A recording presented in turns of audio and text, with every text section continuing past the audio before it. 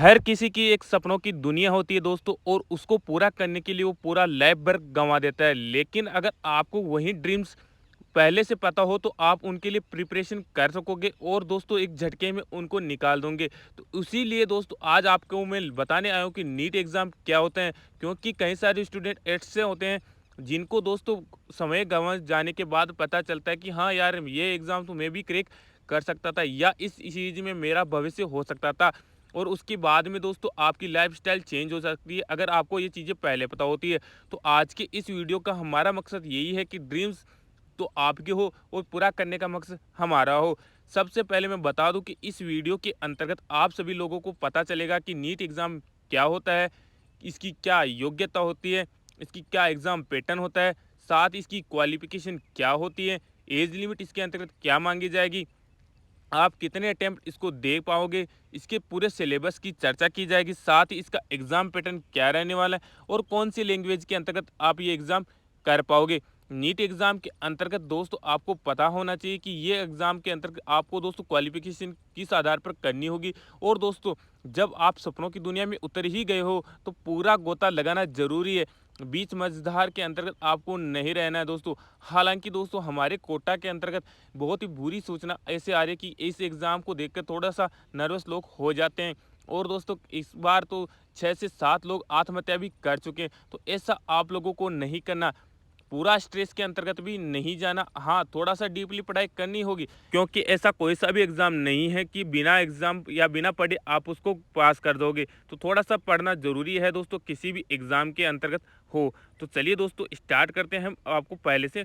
तो नीट का full form क्या होता है दोस्तों? तो नीट मतलब नेशनल एलिजिबिलिटी एंट्रेंस टेस्ट। उसके अलावा ये कंडक्ट कौन करवाता है? तो ये कंडक्ट कराता है नेशनल टेस्टिंग एजेंसी। यानी दोस्तों जो आपका ड्रीम होता है सबसे पहले आपको उसका बेसिक पता होना चाहिए कि इसका मतलब क्या होता है, इसके थ्रू हम क्या क्या बन सकते हैं और ये हम क्यों कर रहे हैं। यानी कोई भी काम करते हो तो ये पता होना चाहिए कि ये क्यों कर रहे हैं। नीट भी दोस्तों दो तरीके से होती है, नीट यूजी और नीट पीजी। नीट यूजी का मतलब होता है दोस्तों नीट अंडर ग्रेजुएट, यानी इसको आप 12th के बाद कर सकते हो। इसके अंतर्गत आपको एमबीबीएस के अंतर्गत, बीडीएस के अंतर्गत आदि के अंतर्गत आपको एडमिशन मिलेगा। यानी दोस्तों आप इन सेक्टर के अंतर्गत आप अपनी खुद की ग्रेजुएट कर सकते हो।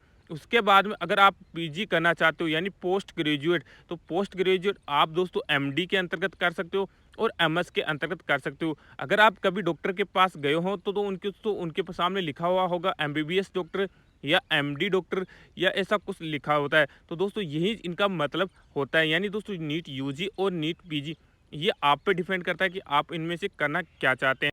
लेकिन साहिबान ध्यान रखिएगा कि आप डायरेक्टली नीट पीजी नहीं कर सकते। अगर आपको दोस्तों नीट पीजी करना है तो सबसे पहले आप नीट यूजी को करना पड़ेगा। यानी दोस्तों आपको इन सब्जेक्ट से ग्रेजुएशन करना पड़ेगा। उसके बाद में आपको पोस्ट ग्रेजुएशन कर सकते हैं नीट पीजी के दौरान। अभी आपको क्वालिफिकेशन क्या चाहिए नीट यूजी के लिए? तो दोस्तों आपको 12th पास होना ज़रूरी है। कौन से सब्जेक्ट में? पीसीबी के अंतर्गत होना ज़रूरी है और वो भी दोस्तों आपको 50% से पास होना ज़रूरी है। 50% से कम वाले अंकों वाले जो कैंडिडेट होते हैं उनको इसके अंतर्गत नहीं लिया जाता। आपकी जो एज की लिमिट है दोस्तों 17 साल से लेकर 25 साल के बीच में होनी चाहिए। कौन सी कैटेगरी के लिए? जनरल कैटेगरी के लिए। वहीं एससी, एसटी, ओबीसी के कैंडिडेट के लिए 5 साल की रिलैक्सेशन की छूट मिलती है। अटेम्प्ट्स की बात करें दोस्तों, इसमें कितने अटेम्प्ट्स आपको मिलते हैं? तो दोस्तों इसके अंतर्गत आपको नंबर ऑफ अटेम्प्ट्स 3 मिलते हैं। 3 अटेम्प्ट से में आपको ये पार करना ज़रूरी होता है। बात करें दोस्तों इसके एग्ज़ाम पैटर्न की, तो उसका एग्ज़ाम दोस्तों ऑफलाइन एग्ज़ाम होता है। एग्ज़ाम के क्वेश्चंस कौन से आते हैं? तो दोस्तों एमसीक्यूज़ बेस्ड इसके क्वेश्चंस आते हैं। वहीं दोस्तों माइनस मार्किंग भी इसमें रहती हैं। तो दोस्तों आप क्वेश्चंस जब अटेम्प्ट करो तो यानी इसके अंतर्गत आप इसका ज़रूर ध्यान रखिए, क्योंकि 1 पोहर की इसके अंतर्गत नेगेटिव मार्किंग रहती हैं। तो दोस्तों आप थोड़ा-सा ध्यान के और सोच समझ के इसका आंसर देना है जब आप एग्ज़ाम के अंतर्गत जाते हो। अभी बात करते हैं इसके अंतर्गत आपका सिलेबस क्या पूछा जाता है। तो सिलेबस के अंतर्गत बात करूँ तो सिलेबस में एलिजिबिलिटी के आधार पर पूछे जाते हैं। जैसे दोनों को तो इनमें मांगा गया है कि 12th आप पीसीबी से होने चाहिए। तो पीसीबी से वही रिलेटेड आपसे क्वेश्चंस भी आएँगे आपके एग्ज़ाम के अंतर्गत। जैसे कि फिजिक्स के 45 क्वेश्चंस आएँगे 180 मार्क्स के। वहीं केमिस्ट्री के 45 क्वेश्चंस, बॉटनी के 45 क्वेश्चंस और जूलॉजी के 45 क्वेश्चंस।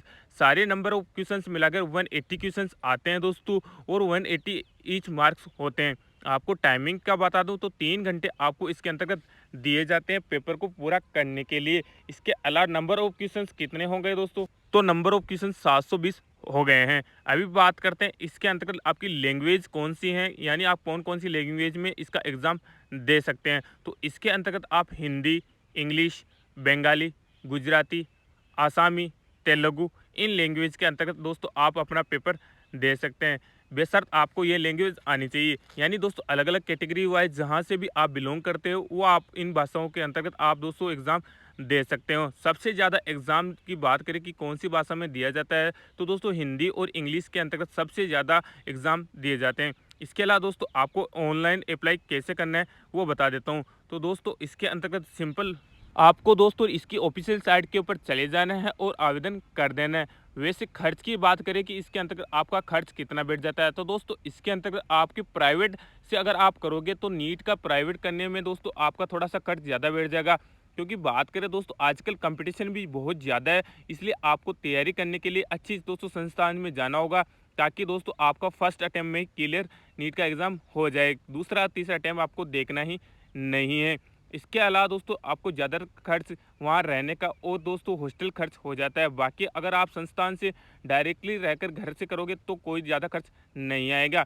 बात करें दोस्तों इसकी एप्लीकेशन फ़ीस की, कि इसकी एप्लीकेशन फ़ीस कितनी ली जाती है एज ए आप जब फॉर्म भरते हो तो दोस्तों आपको फॉर्म नेशनल टेस्टिंग एजेंसी के द्वारा भरवाया जाता है। तो उसके अंतर्गत आपने जो जनरल कैटेगरी के कैंडिडेट है उनसे 1700 रुपये ली जाती है। वहीं दोस्तों अदर जो कैंडिडेट होती हैं उनसे 1600 रुपये और 1400 रुपये ली जाती है।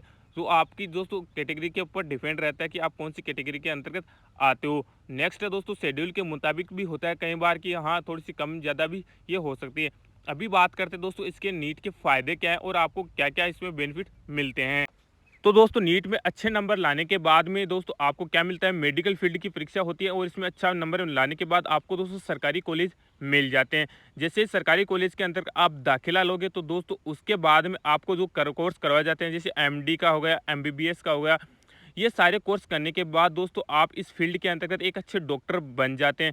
डॉक्टर बनने के बाद दोस्तों आपको दोस्तों पता ही होगा कि इस फील्ड के अंतर्गत इतने सारे पैसे हैं कि आप पूछिएगा मत।